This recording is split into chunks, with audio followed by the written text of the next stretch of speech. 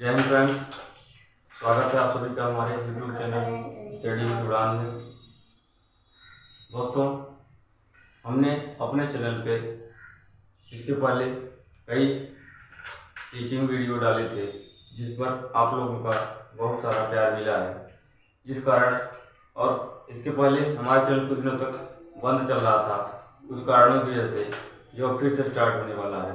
तो आज हम अपने इस नए सिरे से स्टार्ट करने वाले हैं, जिसमें आज आपको हम पंचप्रयाग नामक एक ऐसा टॉपिक पढ़ाएंगे जो एग्जामों में कई बार पूछा गया है और आगे भी पूछने के चांस हैं इसके। पंचप्रयाग जैसा कि आप लोग नाम से जानते हैं, यानी 5 प्रयाग, यानी देव प्रयाग, रुद्र प्रयाग, कर्ण प्रयाग, विष्णु प्रयाग। ये सब कहाँ हैं, कैसे बनते हैं, किन नदियों पे इनका संगम होता है, इन सब के बारे में आज इस वीडियो में चर्चा करने वाले हैं। तो देरी न करते हुए वीडियो को हम स्टार्ट कर देते हैं और आपको इसके बारे में जानकारी देते हैं। तो दोस्तों, सबसे पहले उत्तराखंड में एक ग्लेशियर होता है, इसका नाम होता है सतोपंत ग्लेशियर। उत्तराखंड के सतोपंत ग्लेशियर से 2 नदियाँ निकलती हैं, एक का नाम होता है धौली गंगा, एक का नाम होता है विष्णु गंगा। विष्णु गंगा और धौली गंगा नदियाँ जहाँ पर आकर मिलती हैं, एक नदी इधर से निकलती है, ये नदी इधर से निकलती है। इन दोनों नदियों का जहाँ संगम होता है उसे विष्णु प्रयाग कहा जाता है। ये हमारा पंचप्रयाग का पहला प्रयाग होता है। उसके बाद जैसे ही यह नदी धौली गंगा और विष्णु गंगा नदी आपस में मिलती हैं, जब इनसे नई नदी बनती है तो यह देखा जाता है कि इन दोनों नदियों में इसका गहराई जो होता है ज़्यादा होता है। उसी के नाम पे जो आगे नदी आएगी उसी का नाम रखा जाता है। जब यहाँ इसको देखा जाता है तो यहाँ धौली गंगा और विष्णु गंगा दोनों नदियों का जो गहराई होता है वो इक्वल हो जाता है या बराबर हो जाता है। इसीलिए जो नई नदी निकलती है उसका नाम अलकनंदा रखा जाता है। अलकनंदा नदी यहाँ से आगे बढ़ती हुई आगे जाती है, इसमें से इधर साइड से एक नदी आकर मिलती है, इसका नाम होता है नंदाकिनी नदी। तो जैसे ही नंदाकिनी नदी अलकनंदा से आकर के मिलती है, इनका जो संगम होता है उसे नंद प्रयाग कहा जाता है। नंदाकिनी नदी अलकनंदा से जहाँ मिलती है उसे क्या कहते हैं, नंद प्रयाग, जो कि हमारा क्या होता है, दूसरा प्रयाग होता है। पहला प्रयाग हो गया विष्णु प्रयाग, दूसरा नंद प्रयाग, अलकनंदा और नंदाकिनी के मिलने से। अब फिर यहाँ देखा जाता है कि किस नदी की गहराई ज़्यादा है, तो यहाँ अलकनंदा की गहराई जब ज़्यादा हो जाती है, इसीलिए आगे चलने पर भी इसका नाम अलकनंदा ही रहता है। और दोबारा से इधर से ही एक और नदी इसमें आकर मिलती है जिसको बोलते हैं पिंडार नदी।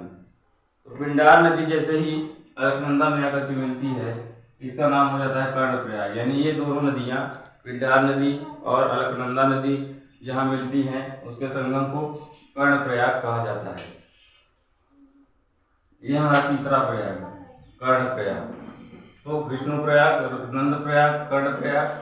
अब यहाँ से जो अलकनंदा नदी निकली है ये फिर से आगे बढ़ती है और आगे जाते हुए इसमें इधर इस साइड से केदारनाथ ग्लेशियर से एक नदी निकलती है, इसका नाम होता है मंदाकिनी नदी। मंदाकिनी नदी के आप देखेंगे, मंदाकिनी नदी पर ही आपका चित्रकूट धाम भी स्थित है। चित्रकूट धाम भी आपका मंदाकिनी नदी पर क्या हुआ है, स्थित है। केदारनाथ ग्लेशियर वही है जहाँ आपका केदारनाथ धाम स्थित है।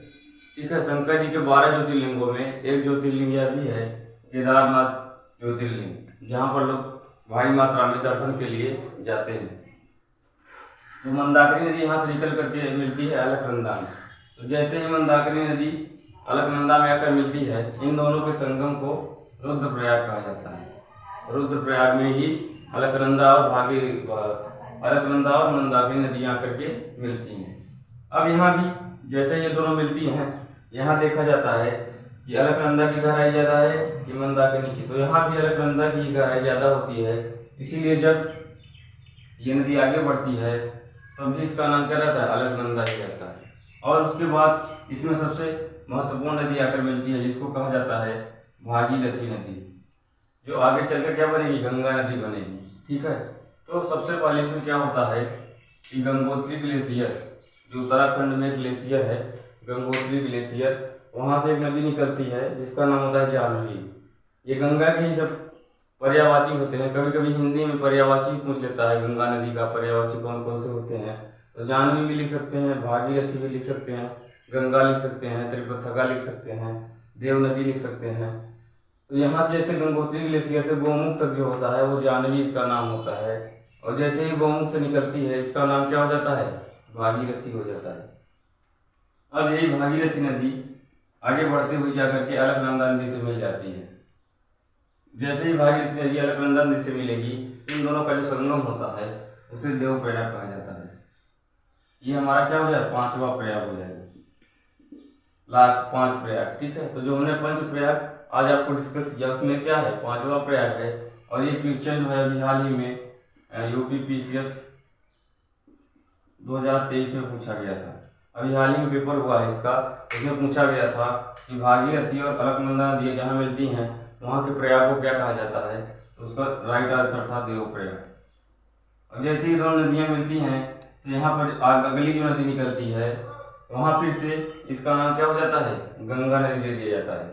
यानी कुछ लोग सोचते हैं गंगा नदी क्या होती है, निकलती है, लेकिन अगर इस फिगर को देखा जाए तो ऐसा लगेगा कि गंगा नदी का निर्माण हो रहा है या गंगा नदी बन रही है। तो यहाँ से निकलकर गंगा नदी भारत में बहते हुए, भारत के 5 राज्यों से बहते हुए, कौन कौन से राज्य हैं ये आपको अगला वीडियो अपवाह तंत्र वाला पढ़ाएंगे।